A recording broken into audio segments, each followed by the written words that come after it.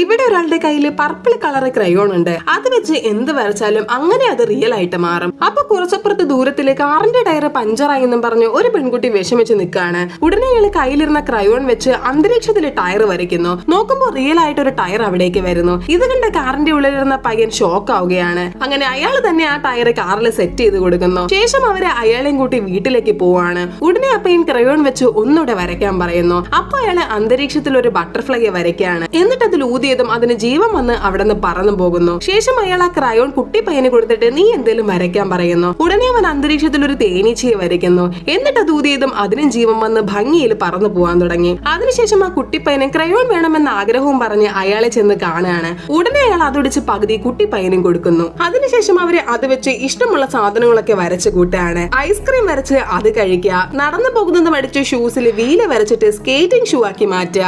അതുകൂടാതെ ഒരു പ്രൈവറ്റ് ജെറ്റും വരച്ച് അതും വരുത്തി ട്രാവൽ ചെയ്യാൻ തുടങ്ങി.